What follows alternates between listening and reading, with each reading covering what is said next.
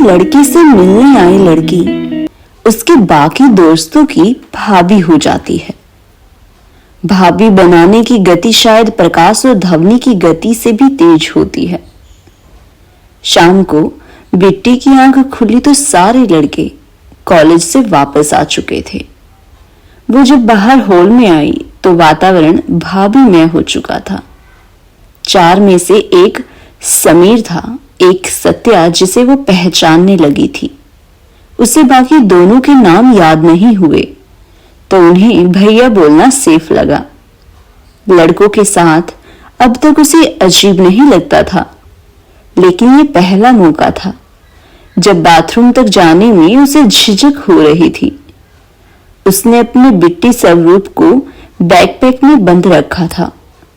लखनवी से श्रुति समीर के लिए भी नई थी। पूरी नजाकत से समीर के बर्थडे की प्लानिंग चल रही थी। ट्रेन अगली रात की थी, इसलिए दिन के लिए फूल, केक और एक फैंसी से रेस्टोरेंट में लंच पर हामी हो गई। अब हम चलते हैं, कल रेस्टोरेंट में मिलते हैं। उसने बैग उठाया। बैग इस वक्त सबसे कीमती थी। अरे तुम कहां चली? आज रात में सेलिब्रेट करेंगे, सत्या ने टोका। बिट्टी के घर में रात 12 बजे न विश करने का चलन था न केक काटने का। उसने मना किया तो समीर ने भी सत्य को समर्थन दिया। बहस चल ही रही थी कि दरवाजे की घंटी बजी। कुरियर आया था जिसमें राखी का भेजा बर्थडे कार्ड और खत था। बिट्टी का दिमाग भन्ना गया। राखी को पता था कि बिट्टी उसके पुराने खत लेने के लिए हैदराबाद आई है, तब भी वो समीर को नए खत भेजे जा रही थी। बिट्टी तेजी से बाहर निकली तो समीर ने भागकर रास्ता रोक लिया। उसे लगा कि बिट्टी को राखी की चिट्ठी और कार्ड का आना बुरा लगा है।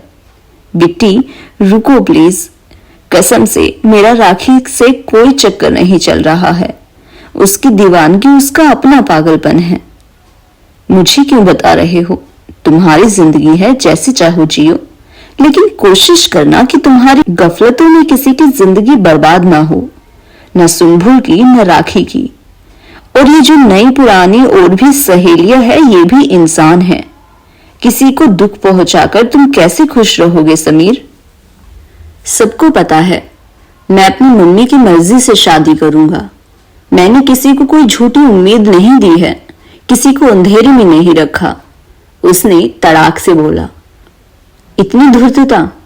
उसकी टोन बिट्टी को अंदर तक चुभ गई। सबको एक दूसरे के बारे में पता है समीर। सबको नहीं लगता कि वो ही तुम्हारी जिंदगी में सबसे खास है। सबको नहीं लगता कि तुम सिर्फ उन्हें ही खत या ईमेल या गाने भेजते हो। तुम एक मेल लिखकर 4 लोगों को कॉपी पेस्ट नहीं करते। मैंने सुंभू को भेजे हुए तुम्हारे ईमेल्स पढ़े हैं। तुम्हारे शब्दों के खेल में प्यार का पूरा दिखावा है। वो कुछ नहीं बोल पाया, लेकिन श्रुति का बोलना जारी रहा। जिसे प्यार की वक्त नहीं होती, उस इंसान की वक्त एक दिन किसी को नहीं होती।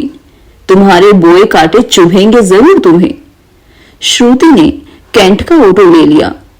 उसने सोचा अपने पापा को फोन वहीं पहुंचकर कर लेगी। वो 11 किलोमीटर का सफर उसके लिए काफी लंबा था। अगर राखी अब भी समीर से प्यार करती है तो उसने पाखी से फोन क्यों करवाया? समीर के बर्थडे का बहाना लेकर जाने का आइडिया क्यों दिया? चल क्या रहा है आखिर? उसे वाकई अपनी खत चाहिए या वो मेरा किसी सच से सामना करवाना चाहती थी? सोचते सोचते बिट्टी का सर दुखने लगा।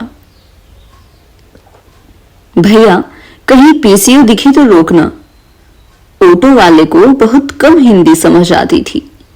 हिंदी अंग्रेजी के मिश्रित 2-3 प्रयास के बाद वह समझ गया कि PCO important call.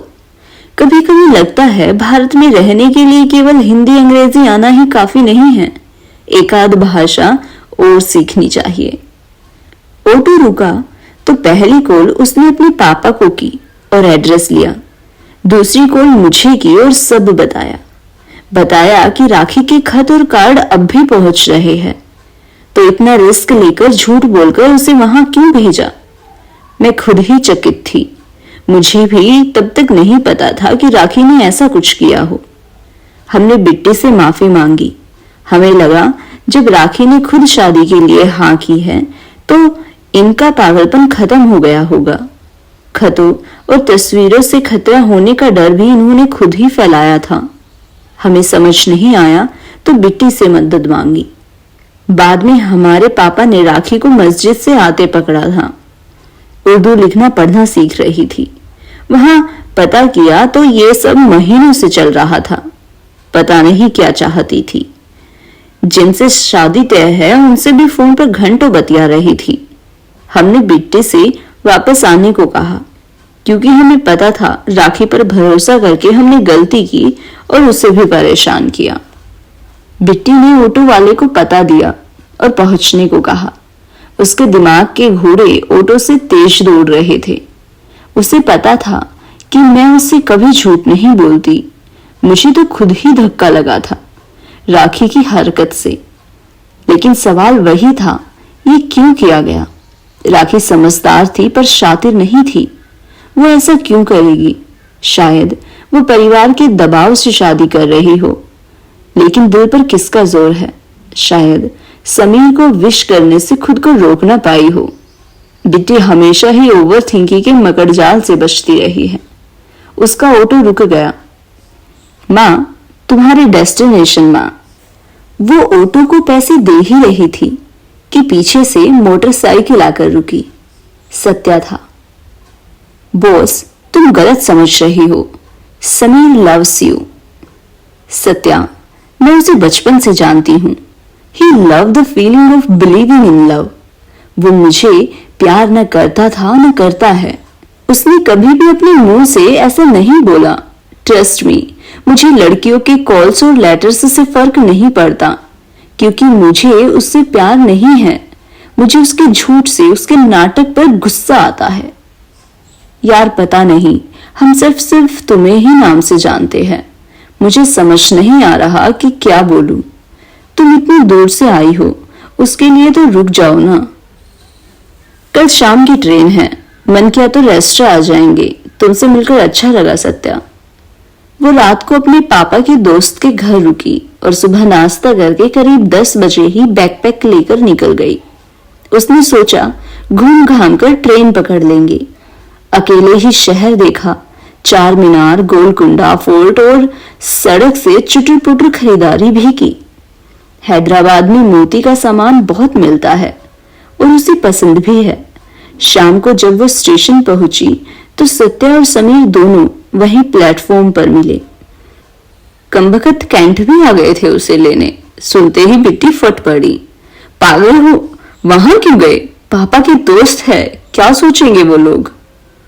Sorry, lunch पर तुम आई नहीं तो देखने चले गए। कहाँ थी पूरे दिन? सत्या ने जवाब के साथ सवाल किया। उसी ने कल वो घर देखा था। बिट्टी का मन किया कि उसे चाटा मारकर समझाए कि जिसके लिए परेशान होकर ये सब कर रहे हो वो इस लायक नहीं है। कोई बात नहीं, अब जाओ तुम लोग, ट्रेन लग गई है, उसने संयम से कहा। आधा घंटा है इसे जाने में, हम रुकते हैं। तुम्हारे लिए पानी की बोतल ले आता हूं। सत्य पानी लेने चला गया। समीर चुप था, बस आंखें लाल करके बिट्टी को घूर रहा था। उसका दिल नहीं किया कि उसे विश करे, लेकिन बिट्टी को लगता है कि नाराज होकर वो किसी को अपनी जिंदगी से ज्यादा इंपॉर्टेंस दे देगी और उस वक्त वो समीर की कोई गलतफहमी बढ़ाना नहीं चाहती थी। Happy birthday Sameer. थैंक्स, मुझे लगा तुम विश नहीं करोगी। उसकी लाल आंखें भर गई। तुम्हारे चलने के हिसाब से बिट्टी नहीं चलती ना। उसे हंसी आ रही थी। उसने खुद को काबू किया। उस पल में बिट्टी को उस पर गुस्सा भी आ रहा था और दया भी। लड़कों को डूड बनने के लिए 4 गर्लफ्रेंड्स का दिखावा क्यों करना है? किसी एक से शिद्दत से प्यार करके भी तो मिसाल कायम की जा सकती थी। ये वोनाबी टाइप लोग कूल बनने के चक्कर में कितने धोखेबाज बन जाते हैं। उसने समीर को चेतावनी दी, सुंभू से दूर रहना। अब किसी किस्म की कोई बातचीत करते न दिखो, समझे? उसके साथ खिलवाड़ किया तो हम माफ नहीं करेंगे समीर। समीर, इतनी नाराज हो कि नाम से बुलाओगी? आमतौर पर बिट्टी उसे छोटा पंडित या आशु बुलाती थी। नाम से बुलाया जाना समीर को खटक रहा था। इतने में सत्य आ गया था, इसलिए बिट्टी ने जवाब नहीं दिया और बस हंस दी। सत्या टपरे से चाय भी लाया था। तीनों ने चाय पी। सत्या और बिट्टी ने बहुत सी बातें की। इतने हंसे ठिठोले के बीच भी समीर चुप रहा। उसकी खिसियाहट अब गुस्से में बदल चुकी थी। उसके हाव भाव उसकी बौखलाहट जाहिर कर रहे थे। बिट्टी ने देखा कि वो कुछ कहना चाहता था, पर अब भी शायद उसकी हिम्मत नहीं हो रही थी। ट्रेन का सिग्नल हो चुका था। बिट्टी अपने बर्थ पर बैठ गई और खिड़की से हाथ हिलाकर बाय किया। सत्या ने हाथ हिलाकर बाय का जवाब दिया। ट्रेन खिसकी तो सत्या मुड़कर चल दिया। समीर अब ट्रेन के साथ साथ चल रहा था। उल्टी तरफ जा रहे हो, जाओ अब, बिट्टी ने उसे गेट की तरफ जाने को कहा। उल्टी ही चाल चलते हैं दीवाने इश्क, करते हैं बंद आंखों को दीदार के लिए। ये जवाब टिपिकल समीर सिद्दीकी का था। सत्या ने नोटिस किया कि वो ट्रेन के साथ दौड़ रहा है, तो वो भी उसकी तरफ दौड़ा। और आंख बंद करके देखते क्या है, उसने चिल्लाकर पूछा। ट्रेन तेज हो चुकी थी और अब वो तेज भाग रहा था। चश्मे वाली एक लड़की को, मुंशी जिया, फूलती हुई सांसों के साथ वो चिल्लाकर बोला। ट्रेन प्लेटफॉर्म छोड़ चुकी थी। बिट्टी को उसकी पूरी बात सुनाई नहीं दी। रास्ते में बिट्टी ने टाइम पास के लिए चिट्ठियों का फोल्डर खोल लिया। भगवान की दया से वो फोल्डर समीर का ही निकला। समीर के अचानक आ जाने से उस दिन वो चेक ही नहीं कर पाई थी कि किसके कार्ड्स का फोल्डर उठा लाई है।